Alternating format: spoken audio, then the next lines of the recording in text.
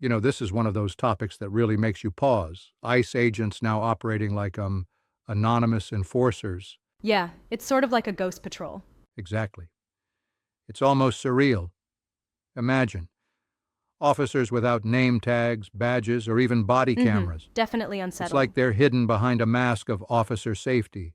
But really, it feels more like a shield for abuse. Wait, so they're saying it's for safety? Doesn't that sound a little off to you? Yes, absolutely. While safety is important, other law enforcement, local police, even firefighters operate openly with Yeah, I mean, clearly. identification. The lack of accountability here, that's the real issue. Right, because transparency is what builds trust with communities. I mean, when you see a badge or a camera, you know who's responsible, correct? Exactly. It's like having a name gives you responsibility. Without that, you um lose a layer of democratic oversight. And, it's not Right. about protecting officers. They're not even riskier than local sheriffs who face the heat every day. That's true. Local officers are, embedded in their communities. They're part of the fabric. Mhm. And here, ICE, under these new rules, are sort of outsiders, flown in from other states, unfamiliar with local dynamics. It's like, instead of community policing, it's secretive, almost militaristic enforcement. And that begs the question, when did we start funding this kind of, secret domestic force? Yeah, that's the alarming part. Our spending on immigration raids now funds what can be seen as a domestic, almost shadow army. Yeah, it's quite the You have the contrast. best funded domestic force with fewer checks and balances. It's almost like building the blueprint for an authoritarian system. I mean, think about historical regimes that relied on anonymous enforcers. Exactly. And um, if you look at history, Hmm. you see this same pattern. From the Gestapo to other secret police, a key step is, the elimination of personal accountability. But don't you think some might argue that anonymity protects officers in high risk environments? I get that argument, but here's the thing. Local law enforcement constantly engages in dangerous, high-risk situations, car accidents, crime scenes, yet they're not hidden behind masks. They have their Yeah, that identity makes out there, sense. which forces them to act responsibly. Right. Transparency equals responsibility. Without it, what stops them from overstepping their authority? Precisely. In fact, by removing elements like badges and body cams, you create an environment ripe for escalation and unrecorded interactions, so lots of room for abuse. It's like giving someone power over you Uh huh, without any exactly. checks. And then there's the justification officer safety. But is there really any data showing that not having a name tag increases risk? Not really. It's mostly an excuse, like, the so-called safety advantage is more about deflecting accountability than protecting well-being. And accountability is Definitely a really the stretch. cornerstone of public trust in law enforcement. It almost sounds contradictory. Promoting accountability publicly, but then removing identifying features that enforce that accountability. Exactly. It's contradictory.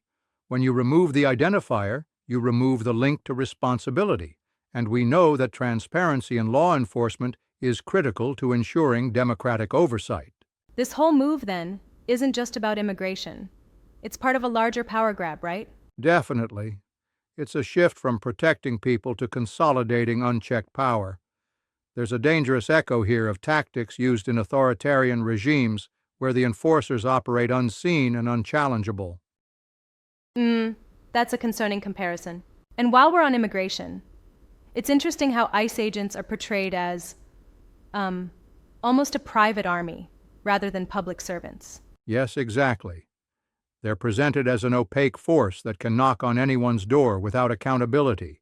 It undermines the very Yeah, that's idea really of alarming. community safety that policing should be about. And speaking of community, local police are typically visible, accountable, part of the public fabric. With ICE, you don't have that visible relationship. That gap, in my view, is dangerously significant.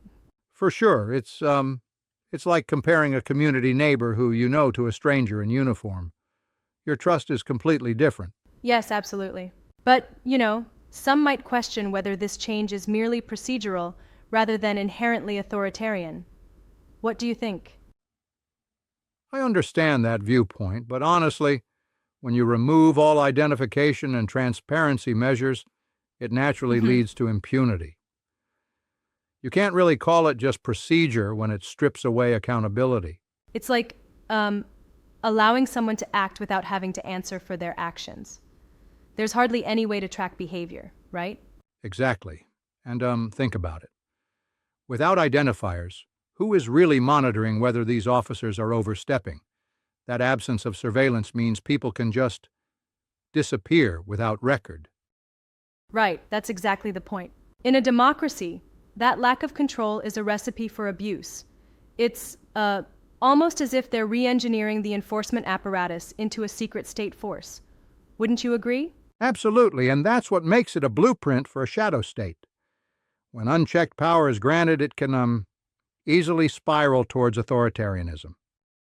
Yes, indeed. I just can't wrap my head around the idea that officer safety is the justification here.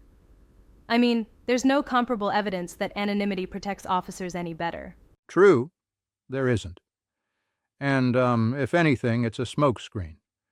The real goal here is to isolate law enforcement from the people they serve. By keeping them hidden behind masks, they shield themselves Yeah, from that's a strong point. repercussions. And what does that mean for public accountability? It seems like, it just erodes it completely. Exactly. Without accountability tools like body cameras and visible identifiers, there's no reliable evidence to check their power. It's a scenario where the law itself starts to operate in darkness. That's a chilling thought. So, in the end, rather than protecting officers, this policy essentially protects abuse and unchecked power. Yep, and it fundamentally distorts what law enforcement should be about: service to the public, transparency, and, accountability. It's a slippery slope to a shadow state. Absolutely. And when power operates unseen, it's only a matter of time before that shadow extends further, potentially targeting protesters or even journalists. Exactly. It's not just about immigration. It's about the very architecture of authoritarianism. If we let these measures slide, we're opening the door to a whole new Oh, for level sure. of state control. It really makes you think. If we value accountability and transparency, then secretly administered power in any capacity should concern us all. Right on. And that's why talking about these policies is so vital. It's about challenging the narratives behind officer safety and demanding real accountability in our democratic Definitely. processes. Well, this discussion has certainly shed light on some shadowy practices in domestic law enforcement. Absolutely. And it's a call to action. If you feel this is wrong, speak up, share your voice, and push for transparency in our laws. Right. Let's keep the pressure on. It's been a deep dive, challenging yet necessary, to examine how policies intended for safety could instead, inadvertently, become tools for oppression. Exactly. And as citizens, we need to recognize the signs of authoritarian drift. When those at power begin to cloak themselves in anonymity, Absolutely true. it's a clear warning. So, if we're to safeguard our democracy, every measure that limits accountability must be scrutinized. No doubt about it. Transparency isn't just about optics, it's the backbone of a free society. Yeah, well said. Thanks for this insightful chat. It's conversations like these that help keep the public informed and empowered. Definitely. Let's keep questioning and staying engaged. It's the only way to ensure that power remains accountable. Right on.